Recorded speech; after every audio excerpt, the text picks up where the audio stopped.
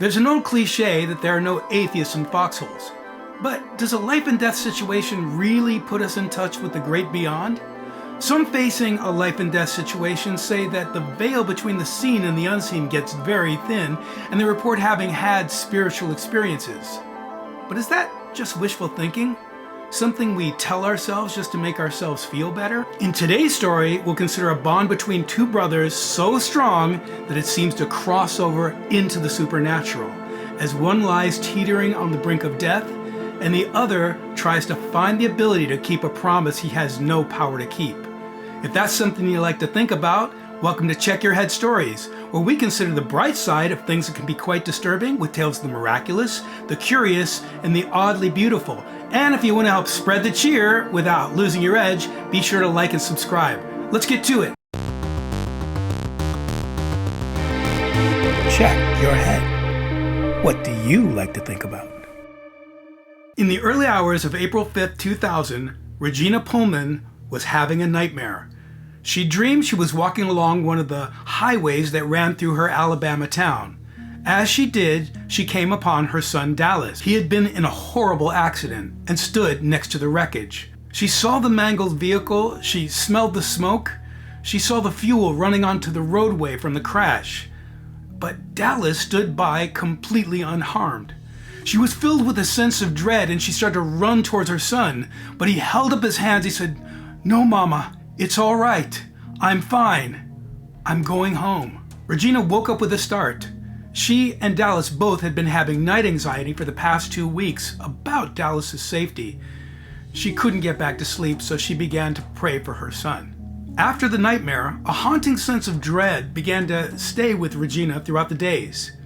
2 days later, as she entered her home after work, she got a very bad feeling when she was met at the door by an excited Dallas. It was Friday evening and a friend had just called and invited Dallas to come over to take out the ATVs so they could go for a quick ride to start off the weekend. Regina's stomach went into knots. The sense of dread she had been harboring for the past 2 weeks went into overdrive.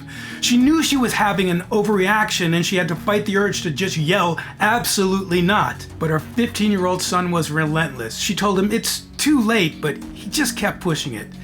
Finally, she couldn't bring herself to say yes. She said, "Well, go ask your father." And he jumped up and headed towards the door and she said, "But please be careful and I love you." He muttered an obligatory, "I will, love you too." His father Stephen and his brother Wayne were in the back working.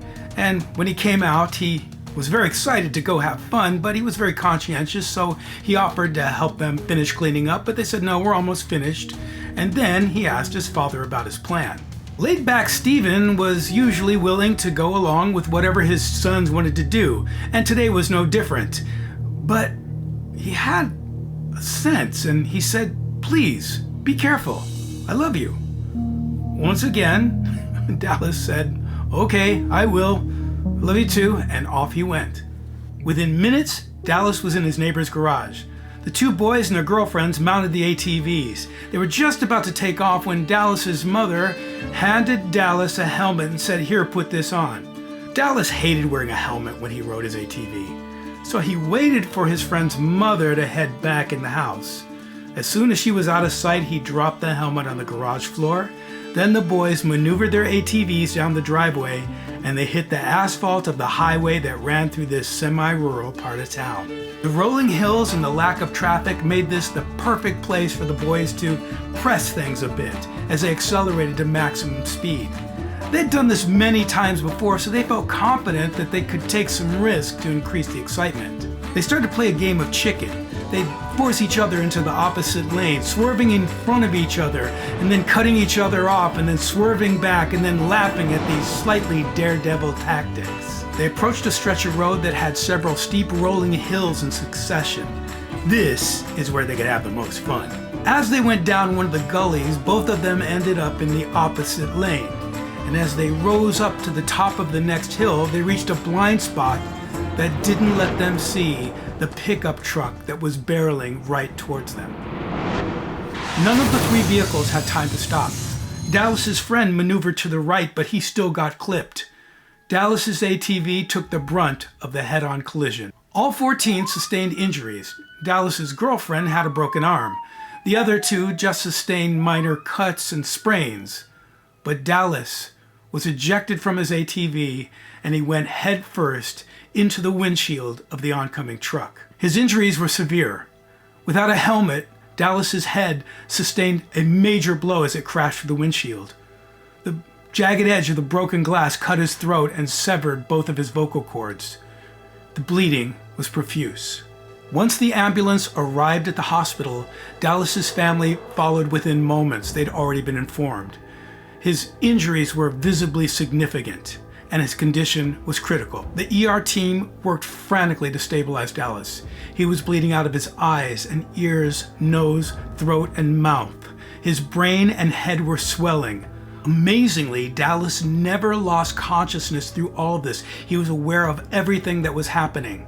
It was in this state that he begged to see his older brother Wayne. When Wayne entered the room, despite being legally blind, he could see the severity of his brother's injuries, and he had to hide his panic. The two brothers were very close, and Wayne always seemed to know what to say to calm his brother down, and he knew that right now it was more important than ever he make a strong showing. So he just calmly asked, "Hey, how you doing?" like they were just having a friendly chat. Dallas didn't answer, but he became visibly more calm at his brother's voice. Wayne started to just say, "Hey, this is gonna be okay, this is gonna be okay." And then Dallas looked up at his brother and just pathetically asked, "Wayne, is it gonna be okay? Really, is it gonna be okay?" And he said, "Yeah, sure, you're gonna be fine, it's gonna be okay." And then he looked at his brother and he said, "You promise?" Wayne got a lump in his throat and he had to hold back the tears, and he said, yeah, buddy, I promise." Back in the waiting room, Wayne tearfully admitted to his mother, he said, "Mama, I for the first time ever lied to Dallas. I promised him he was going to be okay, but I don't think I can keep that promise." And the two wept together. Regina's sense of dread that she'd been harboring for the past couple of weeks, along with the dream, made this a living nightmare. She couldn't bring herself to go into the room to see him in that condition, and her husband told her that's probably for the best. It was quickly determined that this small hospital didn't have the staff or the equipment that was going to be able to provide the treatment and the care that Dallas was going to require. So the decision was made to move him from Decatur Hospital to Huntsville Hospital. Stephen was chosen to be the designated family member to ride along with Dallas in the ambulance once it was determined that he was stable enough to make the trip to the larger hospital. The drive to Huntsville was relatively short, and at first it seemed like everything was fine. But about halfway through the trip, Dallas experienced something like a seizure. His blood pressure began to plummet dramatically. The EMT in the back started calling out. Stephen sat helplessly in the front seat as he heard the EMT say, "We're losing him, we're losing him." They worked frantically, and when they arrived in Huntsville, Dallas was barely clinging on to life. Dr. Deepak Patel worked with the team, and they were able to stabilize Dallas's condition. This was the second time in a matter of hours that Stephen had watched his son come within moments of death and then make a turnaround. But his relief was short-lived. Dr. Cattell saw signs that Dallas's injuries were far worse than originally diagnosed. His head had sustained multiple brain fractures, and there were signs that his brain and brainstem were getting inadequate blood flow. Dallas was put into an induced coma in hopes that his brain might experience some recovery. But there were signs that there was already irrevocable damage. And just like that, all hope for a full recovery seemed to disappear.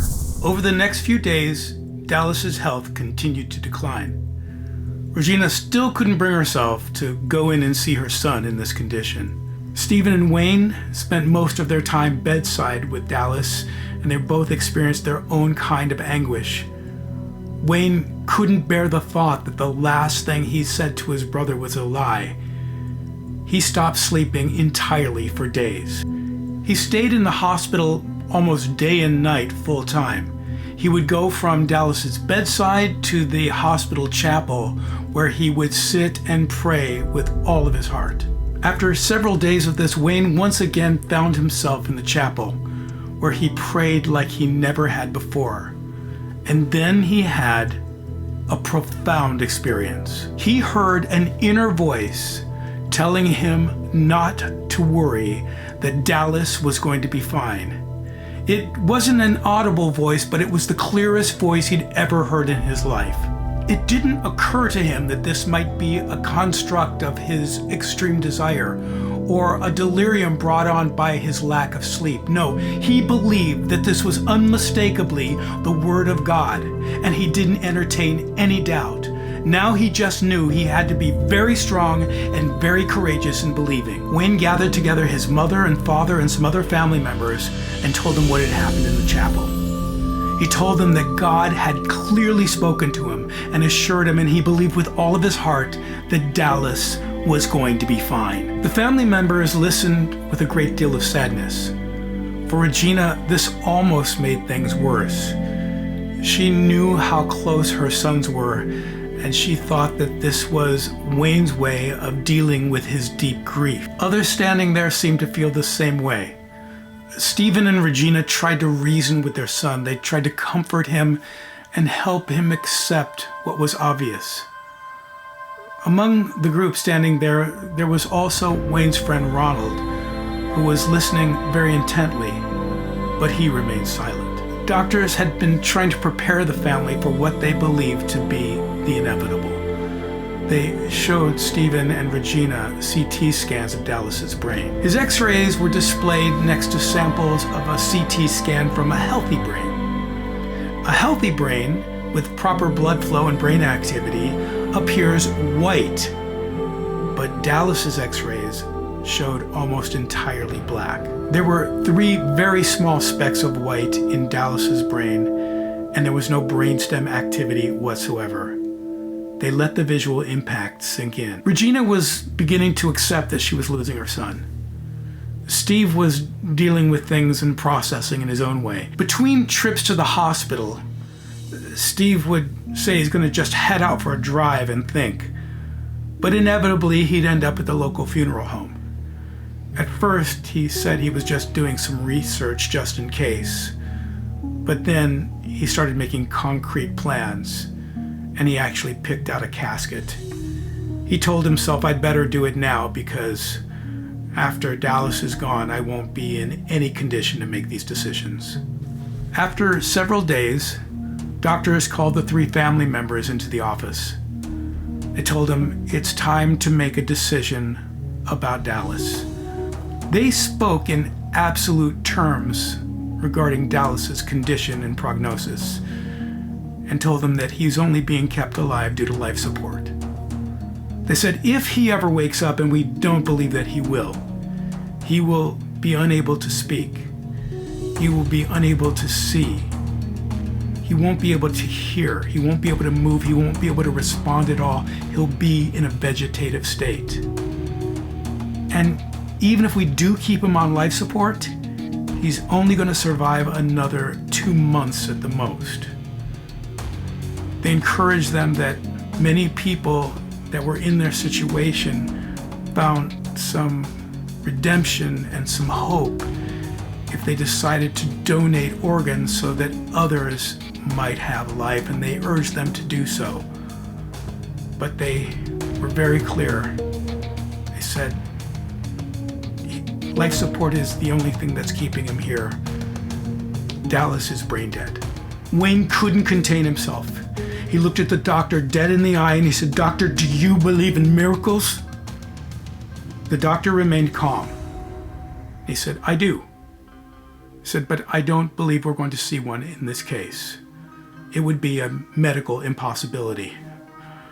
Wayne became more impassioned than ever. His voice quivered and he spoke with righteous indignation. He said, but you do believe in miracles. The doctor still remained calm. He said, I do, but there's not going to be one today. What you're talking about is akin to being raised from the dead. The room fell silent for a few awkward moments. Then doctors urged the family to go and take some time, discuss this, and then they encouraged them to make the very difficult decision to take Dallas off life support. Over the next few hours, the Pullman family and friends began to busy themselves in trying to make arrangements for saying goodbye to Dallas. There were phone calls about funerals, family members coming into town, arranging meals to be provided by neighbors and people from church. All of this seemed to distract everyone from the pain. Regina decided that it was time to go and see her son. She walked in and she took his cold hand and said, "Mama's here." And then she whispered her heartbreaking goodbyes. Everyone was moving in this direction. Everyone but Wayne. Now he was filled with desperation. He tried to think of some way that he could convince his parents of what in his heart he believed to be true. He talked about how he had never read his Bible like he should, but he remembered hearing Jesus talk about faith like a mustard seed. He said, that kind of faith, it can move a mountain, but no one wanted to listen. The decision had already been made, and the disconnect had already been scheduled. Wayne was in absolute anguish. It was his friend Ronald who sat down next to him, and he said, "Wayne, you remember my brother died a while back?" Wayne said, "Yeah, I remember." He said, "Well, you lose somebody like that, you learn something. You don't want to have no regrets, because you can't go back and fix it later. It just ain't no time, and they're gone. All I know is if this is in your heart, you better go do something right now, because you ain't going to have time for a fix later on.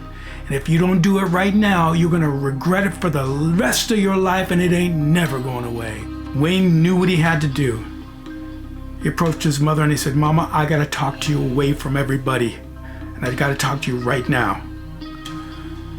Regina looked up at her son with sadness and weariness. She kind of knew what to expect, but she also knew she had to do it, so she agreed and she stepped outside. Here he made an impassioned plea.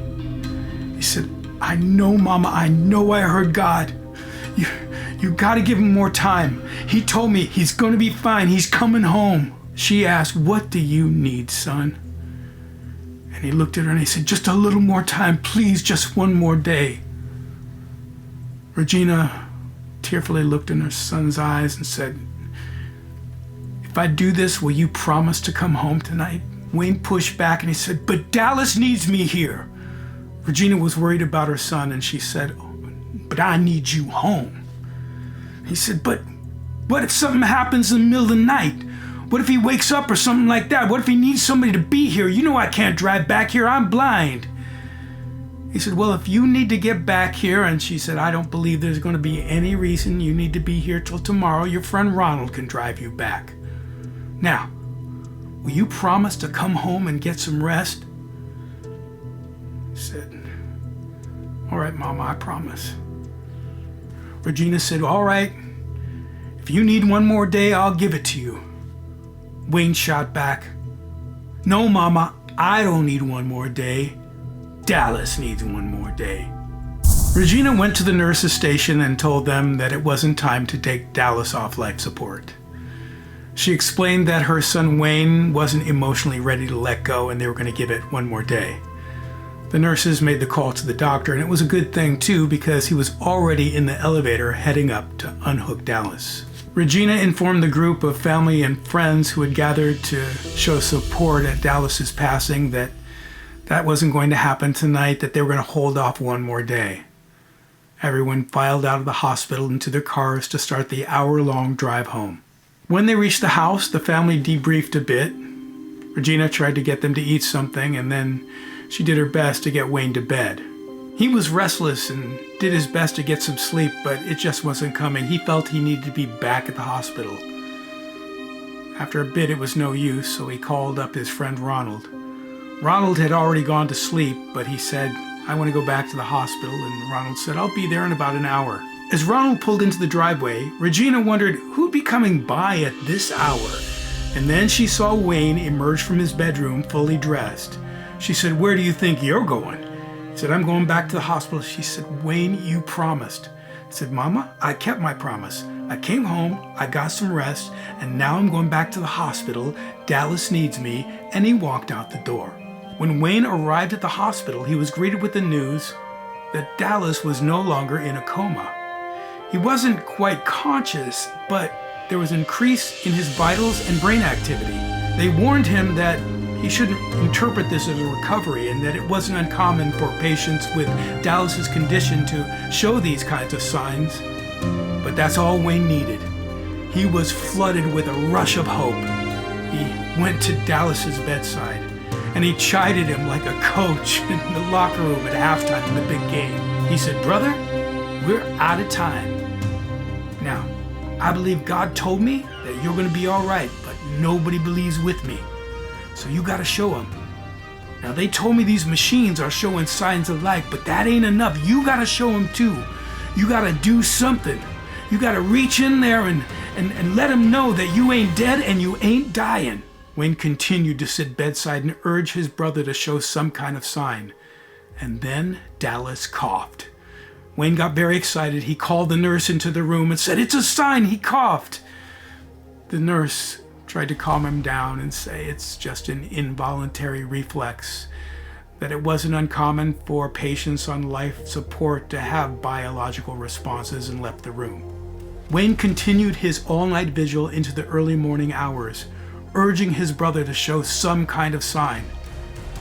Then he grabbed his brother's hand. He said, all right, if you're in there, if you're alive, I want you to listen to me. Grab my hand. Come on, grip it. Nothing. And then he felt that cold, limp hand. He said, all right, I'm going to try this again. He said, Dallas, if you can hear me, grip my hand. Again, nothing. Then Wayne prayed a prayer with all of his heart. And he tried one more time. He said, Wayne, if you can hear me, grab my hand. Wayne could hardly contain himself when he felt his brother grip his hand and let go. Wayne frantically pressed the call button, and then a weary night shift nurse came into the room. Wayne began to excitedly tell her that Dallas had gripped his hand. The nurse began to once again tell him that this was just an involuntary reflex and that he shouldn't. Then he stopped her abruptly and said, no, you look here.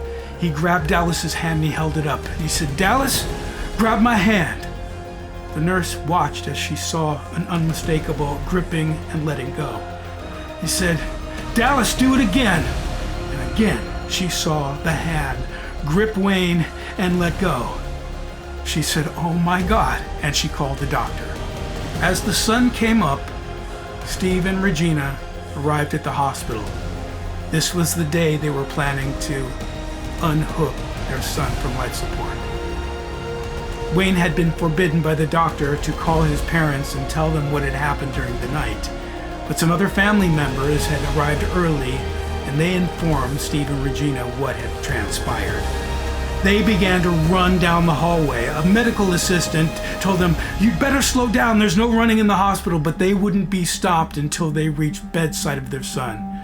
Once again, Regina grabbed the hand of her son and she said, Mama's here, now grab my hand. And he gripped her hand and then let go. And then Steve did the same thing. He grabbed his father's hand and the three family members rejoiced right there in the room. At first, Dallas could only use his right hand. His left side remained paralyzed.